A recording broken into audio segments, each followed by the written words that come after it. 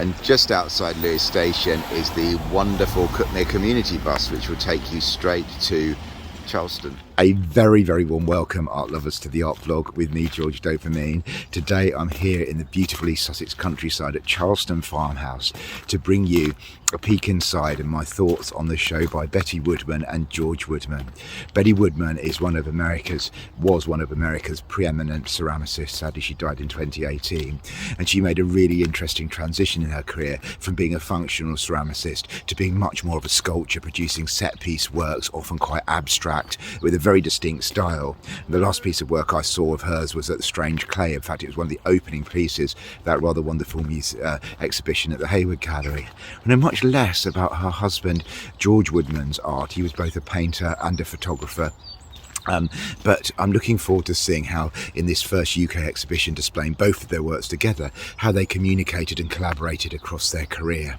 Obviously, while you're here, the real highlight for many people is actually visiting the lovely Charleston Farmhouse. If I just spin you round. Admission to both the farmhouse and the Betty and George Woodman exhibition is £25, and for that you can make a real day of it. I'm not actually going in because I've visited it so many times, but yeah, £25 with a cafe where you can have lunch as well is a really good day out, and it's good for the soul. You can hopefully hear the bird song around me, very little traffic. Being out here in this artistic haven is a wonderful escape from the hurly-burly of everyday life. I can't wait to see the Betty and George Woodman show, which is on until the 10th of September, so it's on all summer through the Charleston Festival and through the summer holidays as well.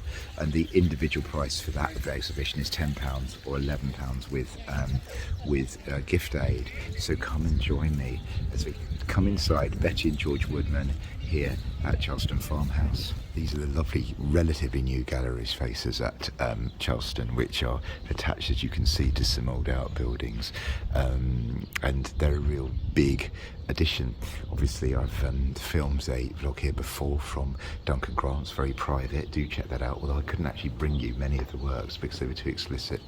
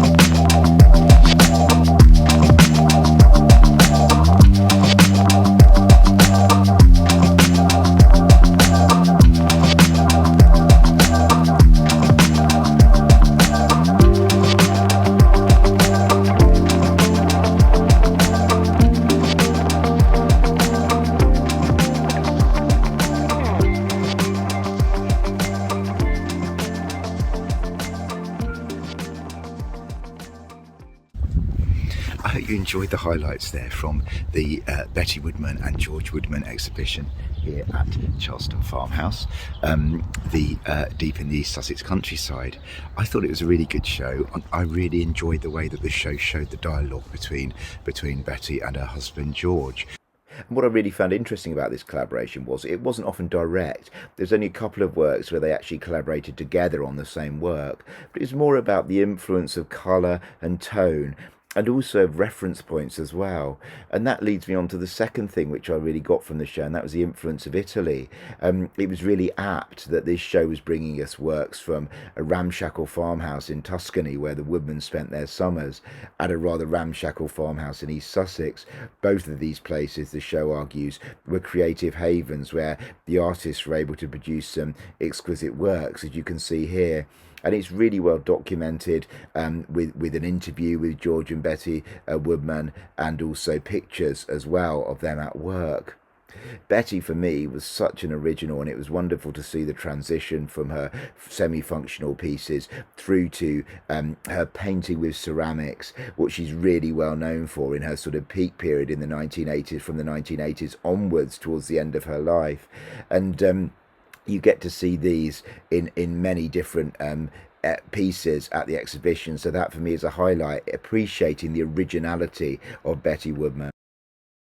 I wasn't so enamoured by George Woodman's work. I thought it was sort of pleasing, but it wasn't something that was absolutely fantastic. Didn't grab me in that way.